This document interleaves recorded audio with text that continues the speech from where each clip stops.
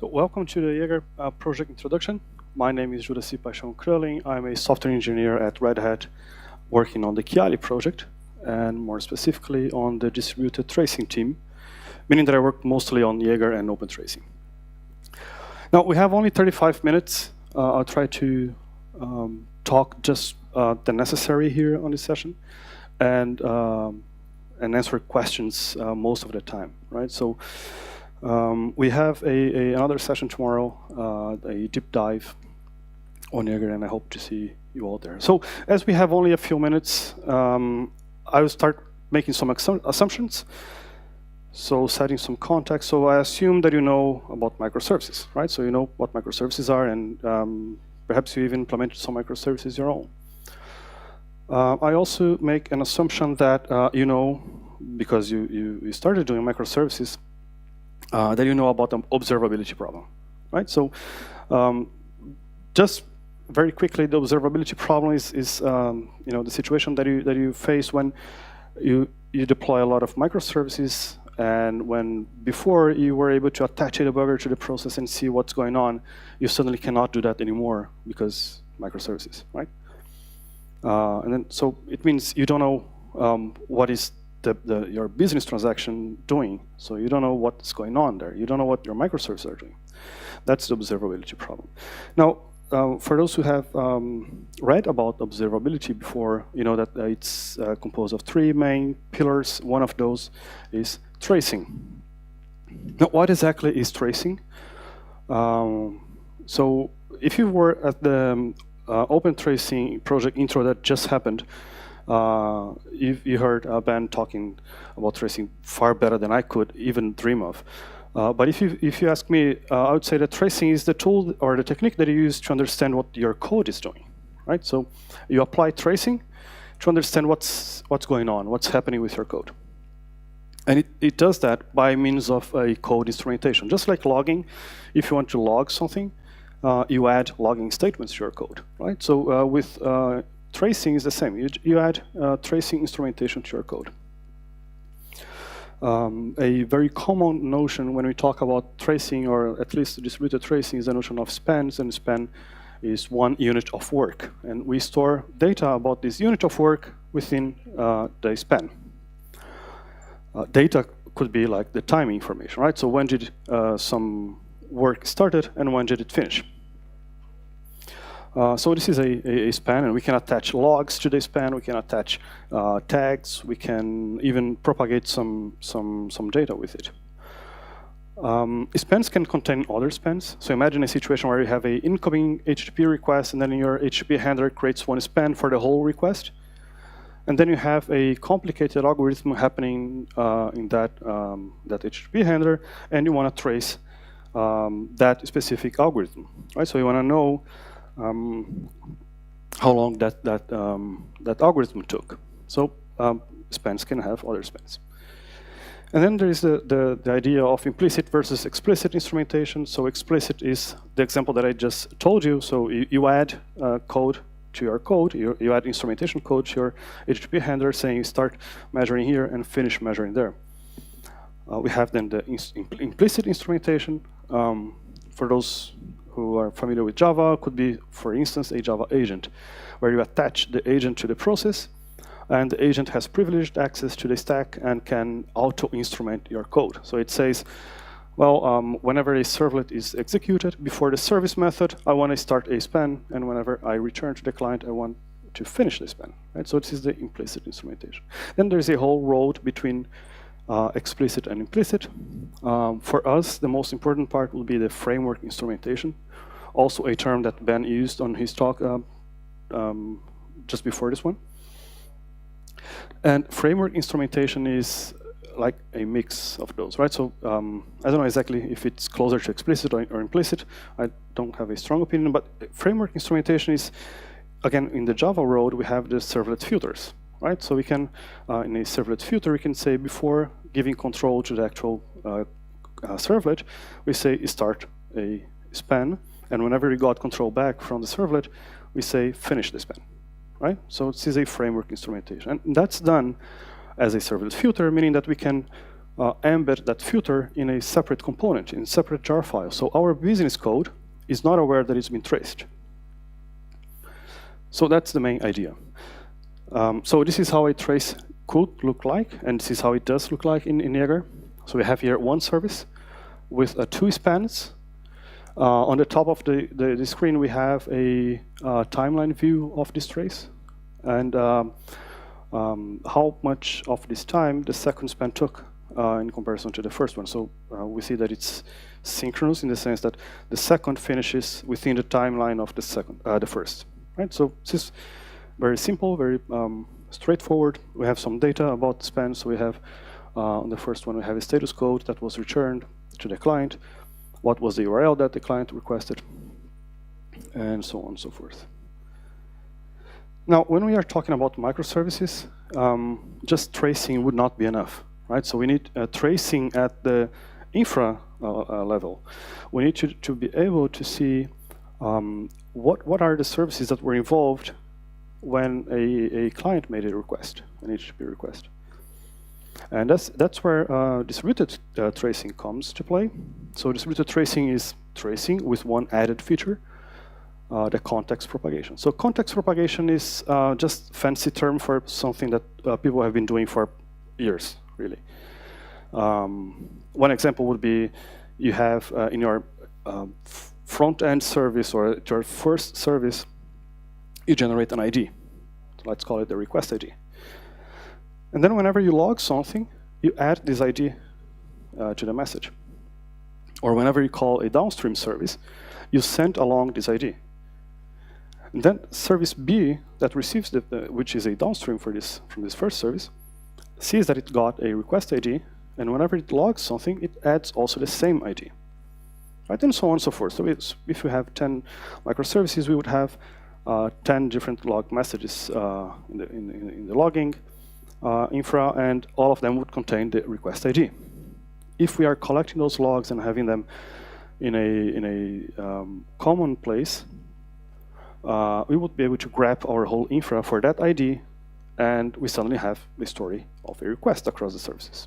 Right? So this is a very simple way of doing tracing, or actually to do the context propagation. Right? So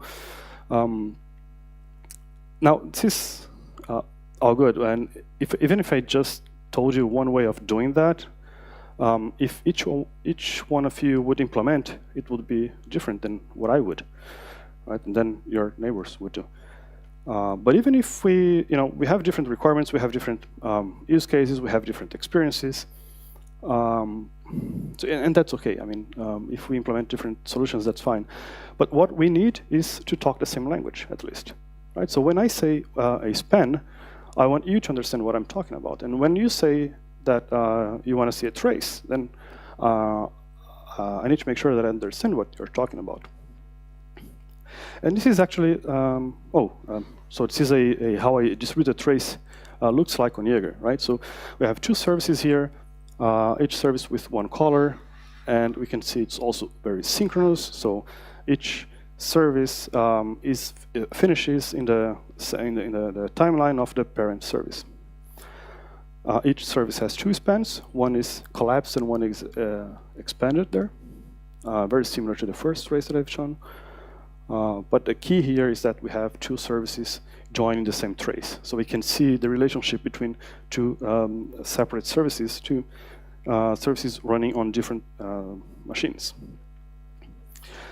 So when talking about the same language, this is the context for OpenTracing, right? So we need OpenTracing as a level for us, or as the same base for us to talk about things. So the OpenTracing is mainly two things. So one is the instrumentation API, meaning that I, as a business developer, when I'm adding instrumentation to my code, much like logging, I would use a vendor-neutral API to do that, right? So again, Java is my road, so that's what I use it as an example. But I'm sure you can find parallels in other languages. So when I write logging statements in Java, I use the SLF4J library, for instance.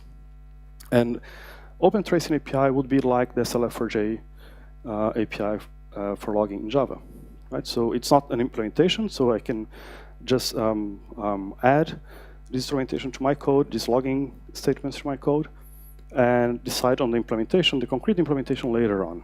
And if I want to switch those implementations, I can do that based on my actual needs. It is a vendor-neutral specification, and it's part of the CNCF. I'm not going too deep into OpenTracing. Again, there was just a project introduction that just happened. And there will be a deep dive on May the 4th at 2 p.m.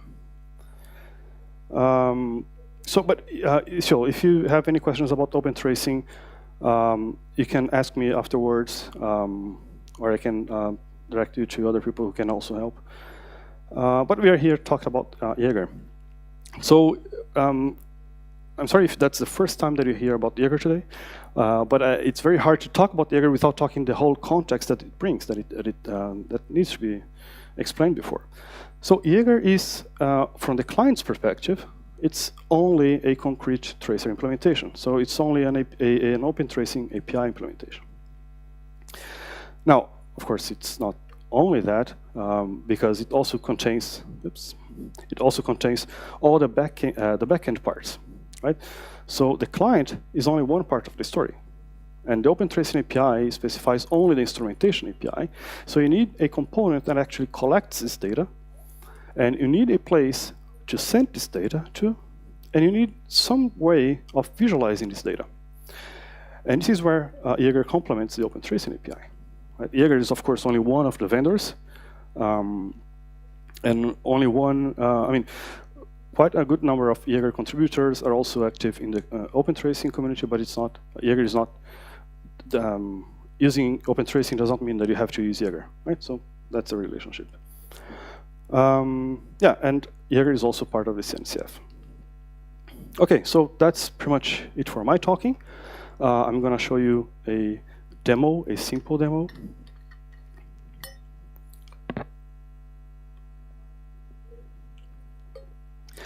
Now, this demo is composed of 3 microservices. So I have the customer service, I have the preferences service, and I have the recommendation service. Everything is running on my bare metal, except Jaeger. Jaeger is running on a Docker container. And I'm using only the framework instrumentation, right? So my business code, my Java code, has no notion of OpenTracing or Jaeger at all. So the magic is all done via dependencies, via Maven dependencies. So I just pull the right dependencies. Jaeger finds OpenTracing, OpenTracing finds Jaeger. They are friends with each other, and they integrate, and everything just happens, right? So this is what I'm going to show you. So this is all part of a bigger tutorial. This is called the Istio tutorial at the Red Hat Developer Demos GitHub organization. So if you're interested in Istio, take a look at this Istio tutorial. There is an example of how to do fault injection, canary, AB, blue-green, and so on and so forth. Now, this part is only the tracing part, and I'm only running on my bare metal, so nothing to do with Istio. Istio is just the name of the tutorial. So I'm going to share with on a later slide the address for this demo, in case you're interested. So I'm just copy and pasting things here because I'm lazy to type everything. So the first thing that we do is we start Jaeger. So in a Docker container, and it started on port 16686.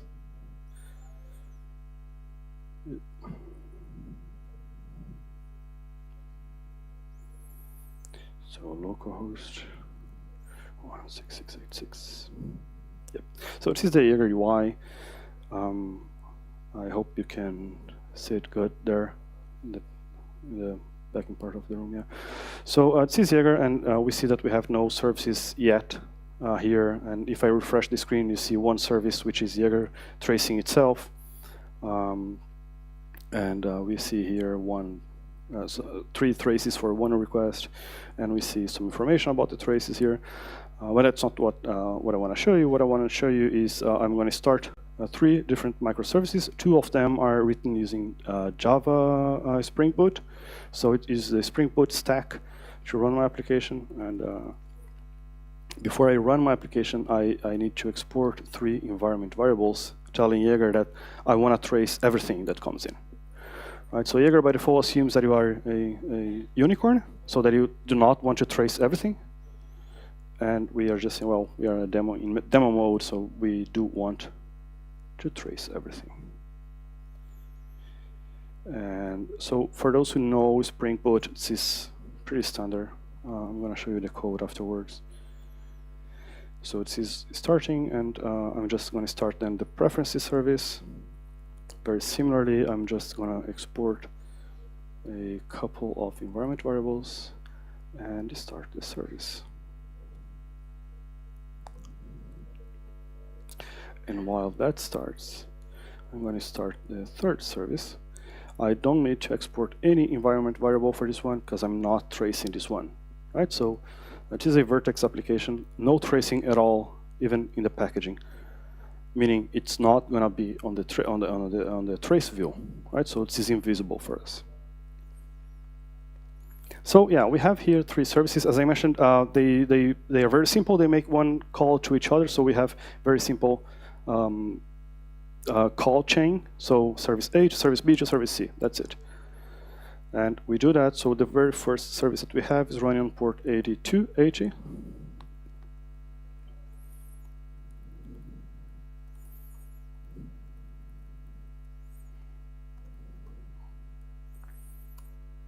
One, 2, 3. So we see that we have some output. So from the first service, and then from the second service, and then this is coming from the 3rd service. And we have here the sequence number. Now this is not very interesting, and we just then update the UI here, and we see more services available here, and we type find traces. And we see that we have here 1 trace per request that we made. So we made 3 requests, and we see 3 traces. Now the very first one is a cold start, so it takes longer. So 390 milliseconds, and then 15 milliseconds, and 13 milliseconds. As I promised, we see only 3 services. So the customer service and the preferences. Let me open the trace UI, the trace view. 1 service is missing from this view, which is a service that we did not trace. Right?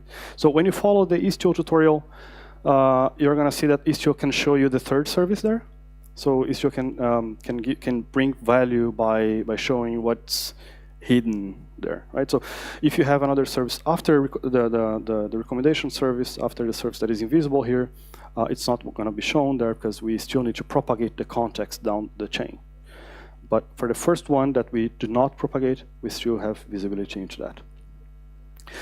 And yeah, so we have here then 2 services. And 2 spans for each service, so we have 4 spans in total. We can see that it started on May the 2nd at 3 p.m., 3:02 p.m. It's not 3:03, so looks about right, and took 13 milliseconds. We can go and see more data about this request. So we see the logs that were captured, some process metadata. So it's on hostname X and IP Y, and what is the Jaeger version. We see that this span here was captured at the web servlet layer, and we see that, let me expand this one here, we see that the HTTP URL that the client requested was localhost 8280/, right? So we get this information for free, and let me show you why or how free this information is actually. And the customer service, Spring Boot, yes, that's the one.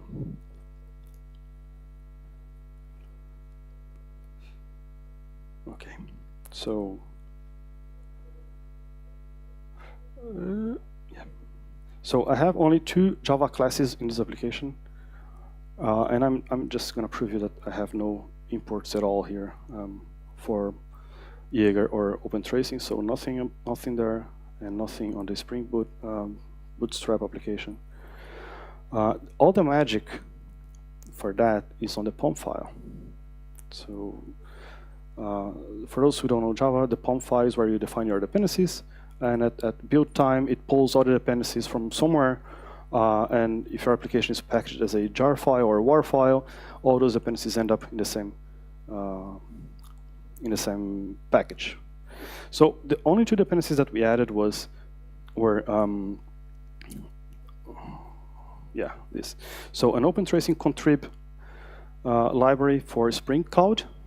So that is a meta dependency. So it pulls all the framework instrumentations, the framework instrumentation for frameworks that are usually used with Spring Boot. So we bring servlets, we bring Zool, we bring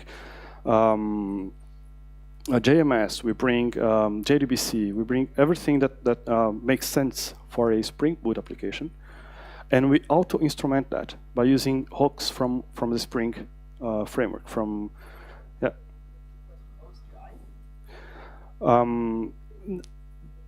No, not that I remember. So there might be. So if you're interested in OSGI, you can contribute to the OpenTracing contrib, adding instrumentation for OSGI. But we are getting to the Q&A session in 2 minutes.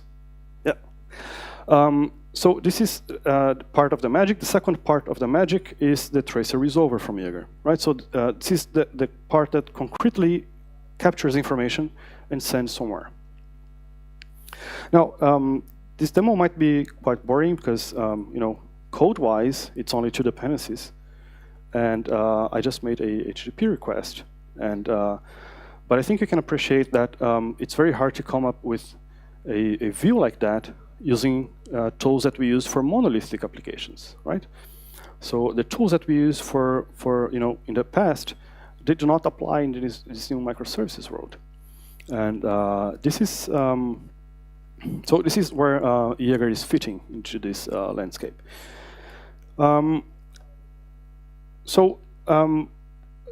explain a little bit more about what happened there. So we have one application, or more applications, but in the context of one application, we have the service itself, which is the Spring Boot jar, let's say, or our application, and then we ship the Java Jaeger client with it, right? So we as a dependency to that. Now the Jaeger client captures information and sends data via UDP to a local agent, so that your application does not need to, if the agent is not available, or if I don't know how to capture or how to send this data, your application won't break, and it won't wait for a reply, right? It won't wait to fail. So the Jaeger sends data to the Jaeger client sends data to the agent. The agent acts like a buffer and sends to a collector. Now the collector's job is only to store things on permanent storage, like Cassandra, Elasticsearch, or just in memory, ephemeral data. And then our Jaeger collector, the collector stores the data, and then the Jaeger query sees this data and then displays that information on the UI for you. And so that's what I had for this intro. We have a Jaeger deep dive tomorrow, 11:10 a.m. On B4, I think it's that way. And now we have 15 minutes for Q&A or close to that, and I just leave this screen here with the resource. So the QR code is for the tutorial that you can follow and get more information about Istio and so on. So those two URLs, so Jaeger tracing and OpenTracing. Yes.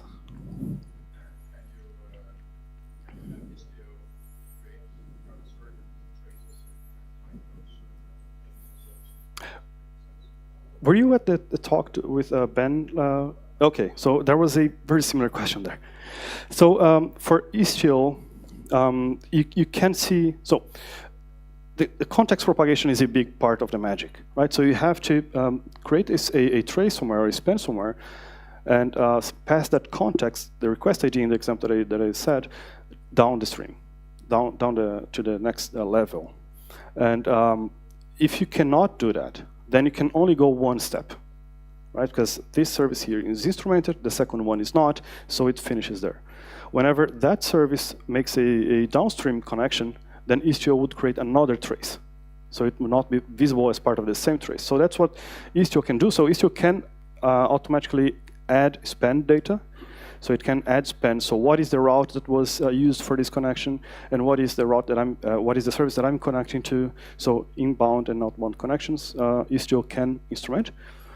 What it cannot do is make a connection between the incoming and the outgoing HTTP request. That has to be done within the application by passing the context.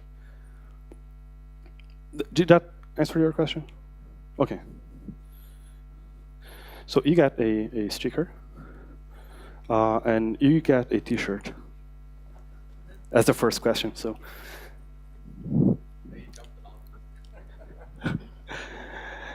Yeah. Thank you for the presentation. So my question is, what are the advantages if we are talking about Jaeger and Zipkin? That's a good question. If you are using Zipkin today, there is no reason to move, I would say. Now, if you are, so I don't really know how it is Zipkin today. I know how it is, how it was a couple months ago, and its OpenTracing support was quite good. If that's still the case, then I would say it's a matter of taste and needs and requirements. They're not that much different, I would say. So take a look and try them out both and make your own mind. I mean, there's really, the ecosystems now are somewhat different. But if you, so one thing that I would stress is, do use OpenTracing as in your code, close to your code, use OpenTracing. That alone makes it easy to use either Zipkin or Jaeger or whatever other tool you want to use. What is the impact of tracing on the application performance itself? The performance question, yes. I've been waiting for this, yes. So the question was, what is the performance impact of tracing, right? Are you asking in Jaeger, about Jaeger or OpenTracing in general? No, both actually. Yeah, so there is a no-op tracer for OpenTracing, which does nothing, which is very close to use the Kelsey's code from this morning, from the keynote, right? The no-code framework, yeah. So it's not doing anything, and you can, while developing, you can use that one if you're not, if you're just instrumenting. Now, the performance impact itself. Instrumentation should not take a big hit on your application. So the instrumentation itself should be quite, I'll not say nothing, because everything is something, so very small. Now, Jaeger itself, that would be the part that consumes more resources. We try to make the client, which is the part that runs with your code, as lightweight as possible and as efficient as possible, and it should never fail, right? It should never bubble up exceptions to your application. In that sense, we send data via UDP to a local agent, meaning that we fire and forget, not exactly right, but we send data there and we forget about them. We don't need the TCP confirmations and so on and so forth. If their agent's not running there, it will just silently fail. A number, right? It's also difficult to say because the span itself might be too heavyweight, depending on your needs. So if you're storing logs and all the logs from your application there, then your span is huge. And then, yeah, so that said, we do have a performance tests for Jaeger on the community. If this is a topic that interests you, then you're very welcome to join us. Yeah. So if you want to trace across a message bus, can you then pass on the context to get the tracing across that? If I want to trace across a message bus, a queue system. Oh, JML. Okay, yeah, yes. The context has always to go through the wire, in any way. So when you are talking HTTP, it's usually HTTP headers. I'm trying to find an example. So for Vertex is asynchronous message passing, which is very similar to a queue. And in that case, we just pass the context as an entry in the JSON that is exchanged, right? That passed through the event bus. Yeah, so that's the basic answer. So you have to send the context down with the payload or as part of the wire. Yep.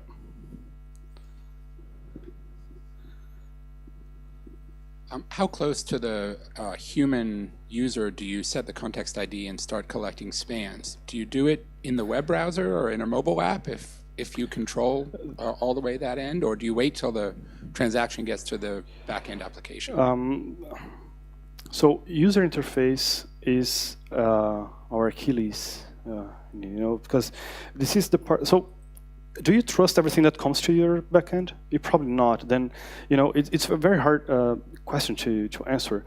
Right now, I've not seen many traces starting on the UI, but I've seen some movement in that direction. Right. So Android is another case where traces start at the client. We did have a proposal for Google Summer of Code, but I think nobody wanted to do that. But if UI is something that you care about, talk to us. Not only on Jaeger part, but also on the OpenTracing, because I think it's a bigger problem than just Jaeger's. Did you get the sticker ready? Okay.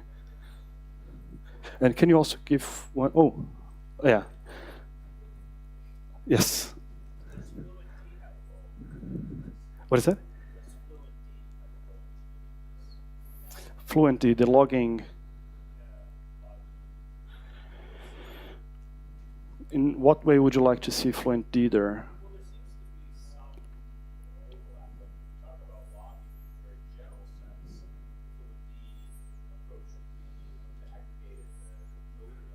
Yeah. Right. So there are two parts to that. So the first is logging is similar to tracing, or the other way around, right? The difference is logging is like an event that you add to your code saying this happened.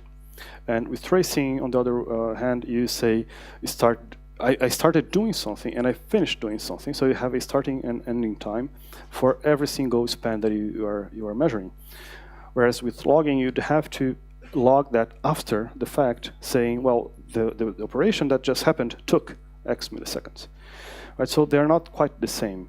What is possible, though, is to have logging inside the trace, so that you say, here it starts, here it finishes, and whatever logs happen in between, they may be part of the span. If that makes sense or not depends on your use case. You probably do not want to add all the logs, but you may want to add a couple logs. How to make the correlation between logs in Fluentd and Jaeger or OpenTracing is a very different question.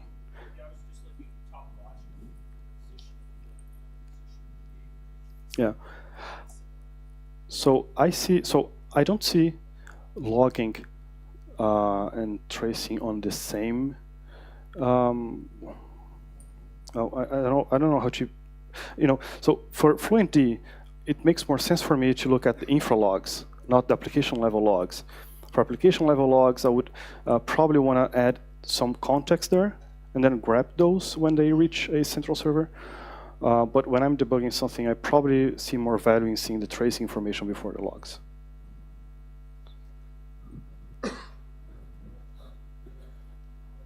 Yes? I would like to know how OpenTracing or Jaeger works with asynchronous application. I mean, if you include in the middle components, string components like Kafka, how does it work?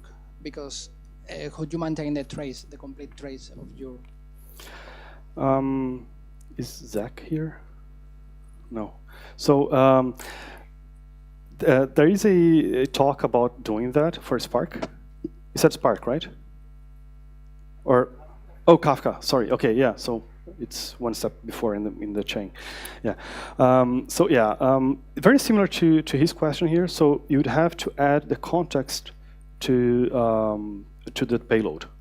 Right, so it is quite possible to do trace across asynchronous processing, or one business transaction lasting 1 month. So I do see the value of that, but you do have to pass the context somehow. Now I think there is a OpenTracing library for Kafka already. I never played with it, so I would try. If it doesn't work the way you want, because of asynchronous and so on, then nothing blocks you from passing yourself the context. Yeah. Continuing that line of questioning, when you can't do it, when you can't pass along the context, is there a way to black box it? What's the recommendation from Jaeger or OpenTracing? Like, do I build a second tracing instance within my code and say, okay, I'm now talking with some AWS service, and go down that route? Like, for instance, in the hot rod example, there are 3 different instances of a tracer happening, and each one needs its own service. Is that the way that we should do that if we have to do a black box, or what's the recommendation? So are you saying about not logging anything in one service and then suddenly logging something on that service? Well, I would like to see that, okay, I am calling out this black box, this AWS service, or something that I can't actually have the context through. Is there a way to work around that, to say within Jaeger, okay, this is actually my own service, and then graph that call and say, okay, you went out and it came back in, is that the correct way to do that? Like databases, right? Yeah. So for database, you can instrument the call going. So going to the database and coming back to the database, and we say that this database call took 1 second. Right? So it's one way of doing it. Now, what the database did in the background, if you don't care about that, then that's it. Right? So that's similar to that's similar to the service which was hidden in the demo here. So we had 3 services, and one of them, the trace for that was not visible, but we still see the GET request going to that service. So this GET request here is related to that service, so outbound call, and we can kind of infer how long the downstream service took by if the only thing this code does is calling a downstream service, then it took 2 milliseconds.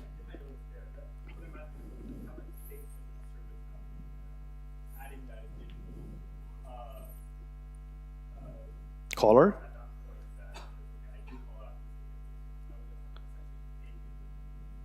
I see. So you want to see a different color here.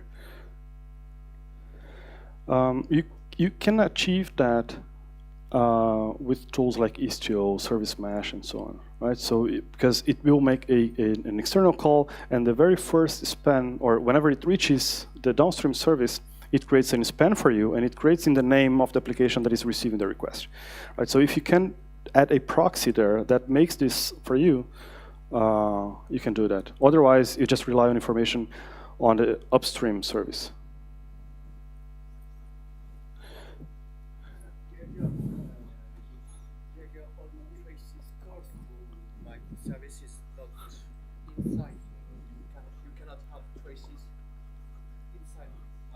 Oh, you can.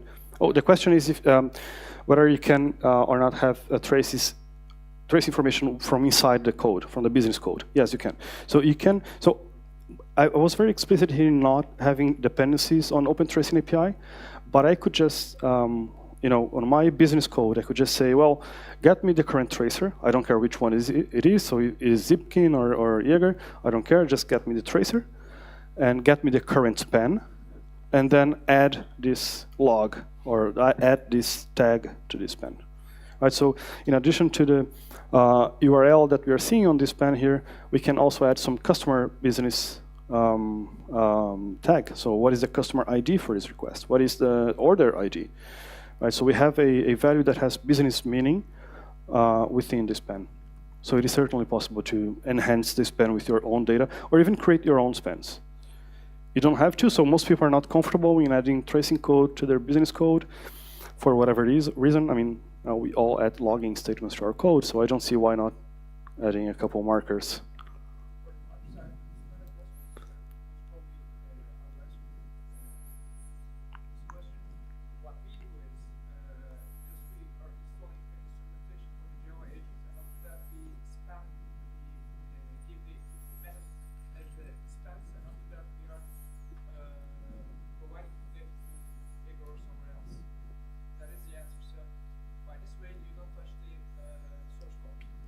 Yeah, so Java agent is another possibility. So it's way in the implicit instrumentation part, the spectrum, right? So we have the explicit, which is your code actively creating the spans and adding information, and the other side is implicit, which is a Java agent, and then you have this whole, right?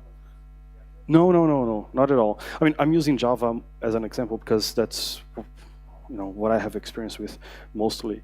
But Jaeger has tracers for Java, for Golang. I think somebody wrote for PHP. I'm not quite sure. And some other languages as well.